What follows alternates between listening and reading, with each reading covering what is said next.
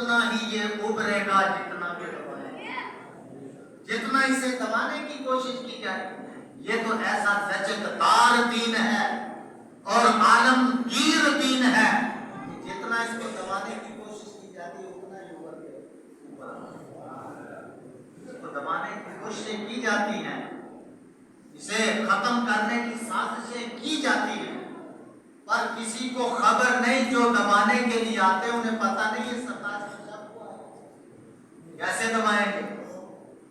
27ویں شب کا عمل جو ہے اللہ کی بارگاہ میں ہزار مہینوں سے افضل۔ اللہ کریم نے اس رات کا ذکر قرآن کی سورت کے اندر فرمایا انا انزلناہ فی لیلۃ القدر وما ادراک ما لیلۃ القدر، بے شک ہم نے قرآن کو عزت والی رات یعنی آج کی شب 27ویں شب کو نازل کیا، قدر والی رات، اور اللہ نے اپنے محبوب کو مخاطب فرما کر یہ ارشاد فرمایا وما ادراک ما لیلۃ القدر، محبوب باوجود اس کے کہ آپ کامل العقل ہیں پھر بھی عقل سے آپ لیلۃ القدر کو نہیں سمجھ رہے، بلکہ میری وحی کے ذریعے اس کی عظمت کو آپ کو سمجھایا جائے۔ جب آپ وحی کے ذریعے سمجھ رہے تو اور کوئی اس کی عزت کیسے جانے؟ یہ رات ہے کون سی؟ اللہ کے رسول سے آسکتا کیا اللہ کے رسول سے مقابلہ نہیں ہو سکتا، رسول کا مقام بعد از خدا بزرگ کوئی قصہ نہیں، رسول چاہے تو رمضان سے ہٹ کر بھی وہ عزت والی راتیں پا لیتے، اللہ کے رسول چاہے تو سارے رمضان میں عزت والی راتیں پا لیتے، سارے راتیں ہی لیلۃ القدر، لیکن اللہ کے رسول نے آخری عشرے کا انتخاب کر کے امت پر احسان فرمایا کہ میری امت تم آخری عشرے کی پاک راتوں میں لیلۃ القدر کو تلاش کرو۔ چند باتیں اللہ تعالیٰ نے پوشیدہ رکھی،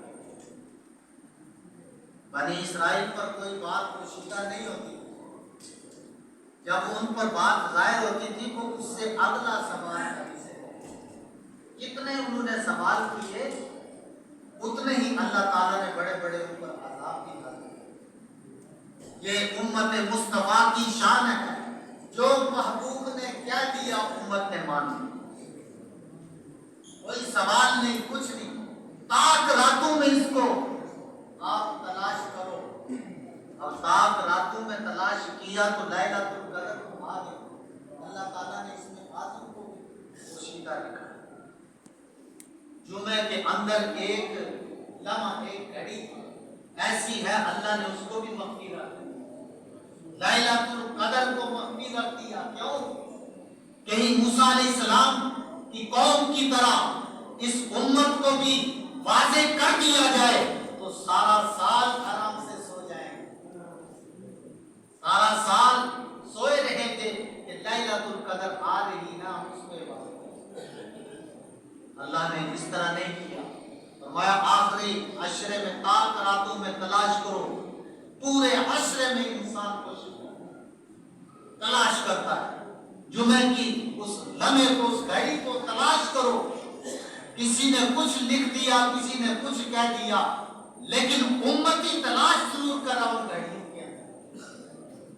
کسی نے کہا جمعے کی نماز جب عصر کو آؤ تو عصر پڑھ کے وہاں بیٹھ جاؤ جمعے کے دن، وہ گھڑی کس میں آئے گی؟ کسی نے کہا 2 خطبوں کے درمیان میں آتی ہے، کسی نے کچھ کہا۔ یہ کہنے کا مطلب یہ کہ امتی اس کی تلاش میں رہے بیٹھا۔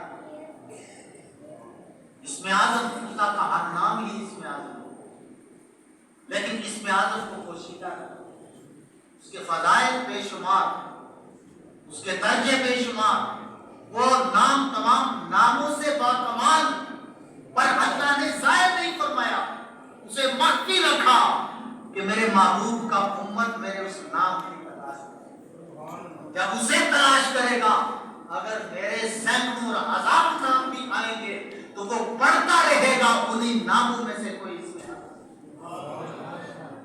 فائدے کے لیے ان لمحات کو، ان راتوں کو ہم پر پوشیدہ رکھا، مخفی رکھا کہ ہم سست نہ پڑ جائیں، ہماری چستی ان کی تلاش میں ہو کہ 21ویں رات ہے تو اس میں شب بیداری کر کے دیکھیں،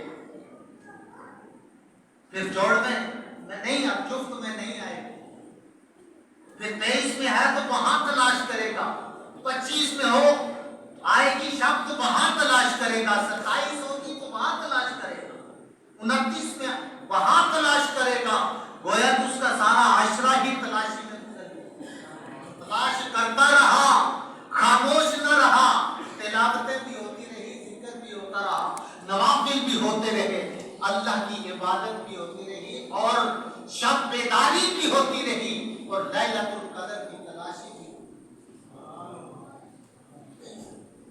لیکن کچھ دلائل علماء کے احادیث مبارکہ تفاسیر، خود قرآن کی یہ صورت، انا انزلناہ فی لیلۃ القدر وما ادراک ما لیلۃ القدر لیلۃ القدر خیر من الف شہر، 1000 مہینوں سے افضل۔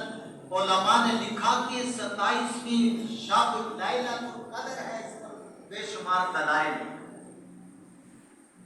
پہلی دلیل یہ ہے کہ جس سورت کو میں نے تلاوت کیا، جس کے اندر اللہ تعالیٰ نے اس کلمے کو لیلۃ القدر کو 3 مرتبہ ذکر فرمایا، اور لیلۃ القدر کے اندر 9 حروف رکھے، جب ان کو جمع کیا تو مجموعہ 27 ہے۔ پتہ یہ چلا کہ لیلۃ القدر رمضان کے آخری اجرے کی 27۔ اس شب کو ہوتا کیا ہے، اس کو لیلۃ القدر کیوں کہا؟ قدر کے کئی معنی ہیں، قدر کا معنی تنگی کے بھی آتے ہیں، قدر کا معنی عزت کے بھی آتے ہیں، قدر بمعنی تقدیر مقرر کرنے کے بھی آتے ہیں۔ پھر قدر کا یہاں معنی کیا ہوگا؟ جو معنی بھی لوگ لیلۃ القدر پر سارے ہیں۔ اگر قدر کا معنی عزت والا دو تو پھر معنی یہ ہوگا کہ ہم نے قرآن کو عزت والی رات میں نازل کیا، اور اگر قدر بمعنی تقدیر دو تو پھر بھی درست ہے۔ بعض علماء نے کہا کہ اللہ تعالیٰ آئندہ سال کے اعمال مقرر کر کے فرشتوں کو سونپتا ہے، تو یہ قدر بمعنی تقدیر، قدر کا معنی تنگی بھی ہے۔ علماء نے لکھا کہ اس شب کو اللہ تعالیٰ کے فرشتے اتنے زمین پر نازل ہوتے ہیں کہ زمین اس اعتبار سے اس کو لیلۃ القدر کہیں تو فرشتوں کے نزول کی وجہ سے زمین تنگ ہو جاتی ہے، اس واسطے اس کو لیلۃ القدر۔ اور پھر اللہ تعالیٰ نے یہاں فرشتوں کا بھی ذکر کیا، تنزل الملائکۃ فیہ، روح کا ذکر کیا۔ روح قرآن پاک کے اندر جگہ جگہ یہ لفظ آتا ہے، یہ زیادہ تر حضرت جبرائیل علیہ السلام کے لیے، حضرت روح الامین، جبرائیل امین۔ اللہ تعالیٰ فرشتوں کو بھی نازل فرماتا۔ علماء لکھتے ہیں، محققین نے لکھا فرشتے تو ہر شب کو نازل ہوتے ہیں، پھر اللہ نے یہاں ذکر کر دیا، اس میں کیا خصوصیت تھی؟ تو علماء نے پھر تحقیق سے لکھا کہ اس روح سے مراد یا تو جبرائیل علیہ السلام ہے جو اس شب کو زمین پر اترتے ہیں اور امتیوں سے مصافحہ کرتے ہیں، یا پھر اس روح سے مراد کوئی فرشتوں کی خاص جماعت ہے جو سارا سال زمین پر نہیں اترتی، جب لیلۃ القدر آتی ہے تو وہ فرشتوں کی جماعت جو ہے زمین پر اترتی۔ کام اس کا بھی یہی کہ اللہ کے محبوب کے عبادت گزار امتیوں سے مصافحہ کرتے ہیں، انہیں سلام پیش کرتے ہیں، حتیٰ کہ صبح ہو جاتی ہے پلٹ کے۔ علماء نے لکھا کہ اس سے مراد ایک ایسا فرشتہ ہے کہ جس کے 1000 سر ہیں، اور ان 1000 سر میں 1000 منہ ہیں، اور ہر منہ میں 1000 زبان ہے، ہر زبان میں 1000 لغت سے وہ گفتگو کرتا ہے، ہر ایک دوسری بولی سے مختلف ہے۔ لیلۃ القدر کے اندر آج وہ ان زبانوں سے کوئی تقدیس و حمد نہیں کہا کہ ہر زبان سے بخشش کی دعا وہ اس شب کو نازل ہوتا ہے جس کو روح کہا گیا ہے. اتنی زبانیں آج اور اتنی زبانوں سے مختلف لغتوں کے اندر آج اس آخری امت کے ان افراد کے لیے جو اس رات کو اللہ کی عبادت میں مشغول ہیں، وہ فرشتہ جو ہے وہ ہر زبان سے بخشش کی دعا. اندازہ کرو پھر وہ فرشتہ آتا ہی لیلۃ القدر میں ہر زبان سے آج اللہ کی اس نے حمد بھی چھوڑ دی، اس کی تسبیح بھی چھوڑ دی جو فرشتوں کا ہر وقت کا کام ہے. آج صرف اور صرف ہر زبان سے امت مصطفیٰ کی بخشش کی. اس واسطے اللہ تعالیٰ نے یہ نما میں عرض کر رہا تھا صحابہ کرام کے سامنے حضور نے حضرت شمعون کا ذکر کیا تو اللہ کریم نے یہ سورت نازل فرما کر امت مصطفیٰ کی تسلی فرمائی، تشفی فرمائی. فرمایا کہ وہ تو 1000 مہینے جہاد کرتا رہا، 1000 مہینے میری عبادت کرتا رہا. یہ 84 سال 83 سال 4 ماہ بنتے ہیں. اتنی اس نے کہ اے میرے محبوب کے امتیوں، تمہارے نیکوں کا تو مقام ہی کچھ اور ہوگا. جو تم میں گناہگار اس شب کو 2 نفل پڑھ لے گا وہ بھی 1000 مہینے سے افضل، 1000 مہینوں سے افضل. پھر اس کو ضائع تو نہیں نہ کرنا. میں بولتا رہوں گا یہ وقت ضائع ہوتا ہے. آپ اپنا پروگرام ترتیب دے کر اسے اختتام کرتے تو اس کے بعد اس کی شرمداری عبادت کرنی اللہ کی تلاوت و قرآن اسی شب میں نازل، اس کا آغاز اسی شب میں ہوا. تو پھر ہم قرآن کو پڑھ کے ملائکہ آئے، ہماری رپورٹ اللہ کی بارگاہ میں یہ جائے کہ اے اللہ جس عزت والی رات میں تو نے عزت والی کتاب کے نزول کا آغاز فرمایا تھا، وہ تو دیوانے اس کی تلاوت میں اس طرح مگن ہے کہ ہم کے سلام کیا، مصافحہ کیا، انہیں خبر تک بھی نہیں. یہ رپورٹ جانی چاہیے. اور پھر نفلوں کی صورت میں ایک فرض ہم پڑھتے 5 وقت، یہ کسی پر احسان نہیں ہے، یہ کوئی بڑے کارنامے آتے ہیں. 5 وقت ہم پہ فرض ہے، اس سے ہم عہدہ برا ہو رہے ہیں.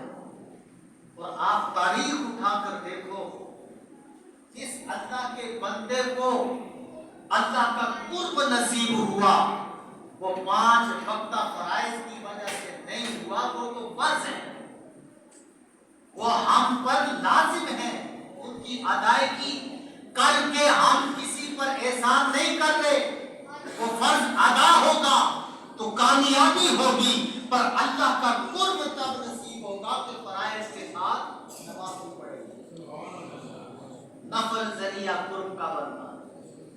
اللہ تعالیٰ اس نفلی عبادت فرشتوں کے سامنے اس پر فخر فرماتا ہے کہ میں نے اپنے بندوں پر 5 وقت کی نماز کو فرض کیا. وہ فرائض تو ادا کر رہے ہیں، اب دیکھو اضافی نوافل پڑھ پڑھ کے میرا قرب حاصل. جب وہ بندے ہو کر یہ کام کرتے، اضافی کام کرتے ہیں، تو میں تو ان کا مالک اور خالق ہوں. جو بھی نفل کے ذریعے میرا قرب حاصل کرے گا وہ 1 قدم بڑھائے گا، میں 10 قدم اس کی طرف. 1 ہاتھ بڑھائے گا، میں 10 ہاتھ بڑھاؤں گا. یہ لمحات کس لیے آتے ہیں؟ یہ ضائع کرنے کے لیے نہیں آتے. آگے مسجد میں بیٹھ کے گپ شپ کی نہیں، مسجد میں ویسے نہیں کرتے عادت. جہاں مسجد میں آنے کا خاص مقصد ہے. اور اللہ کے رسول فرماتے ہیں ایک تو آخری عشرے کا اعتکاف ہے، وہ تو ہو رہا ہے. جو اس میں شامل نہیں ہو سکا وہ مسجد میں داخل ہو جائے. نوائت سنت الاعتکاف کلمہ ادا کر لے، نہیں آتا تو یوں اپنی زبان میں کہہ دے اے اللہ جب تک تیرے گھر میں ہوں میں اعتکاف کی نیت کرتا ہوں. اللہ کے رسول فرماتے ہیں پھر باتیں کرے گا، باتوں کا گناہ نہیں، اسے اجر ملتا ہے. وہاں بیٹھ کر کھانا کھائے گا، ہاتھ ڈوبنے کے ہاتھ دانے پر اسے ثواب. وہاں بیٹھ کر پانی پیے گا، ہر قطرے کے بدلے اللہ تعالیٰ اسے ثواب عطا فرمائے گا. اور پھر ان باتوں پر ثواب ہوگا ہوگا تو اگر کوئی دست بستہ کھڑے ہو کر 2 رکعت نماز نفل کی نیت کر لیتا ہے، اللہ کی بارگاہ میں 2 نفل عبادت کے پیش کرے، اللہ تعالیٰ اس کے کتنے درجات؟ آج ڈوڑ قصور کی رات ہے، آج جو کچھ بھی لوٹ سکتے ہو ان لمحات سے فائدہ اٹھاؤ، اس کے اندر کچھ بھی نہیں کر سکتا، بہت بیمار آدمی ہے نہیں بیٹھ سکتا۔ علماء نے لکھا کہ عشاء کی نماز جماعت سے پڑھے جائے سو جائے آرام کرے، صبح کی اذان ہو اٹھ کر پھر جماعت میں شامل ہو، اس کی سارا وہ سونا پوری رات جو ہے وہ اللہ کی عبادت بن جائے۔ فرمایا کوئی نہیں بیٹھ سکتا، کوئی نفل نہیں پڑھ سکتا تو کم از کم سحری کھا کر پھر نہ سوئے، اس کے بعد تلاوت ذکر و اذکار کے اندر مشغول ہو جائے، تہجد پڑھے، فجر کی نماز جماعت سے ادا کرے، اسے بھی پوری کیوں قرآن نے کہا ہی حتی مطلع، اس کا ہر لمحہ ہی بابرکت ہے، جس لمحے کے اندر بھی کوئی عبادت کر لے گا وہ اس رات کا اجر و ثواب پائے۔ اللہ تعالی ہم سب کو توفیق عطا فرمائے۔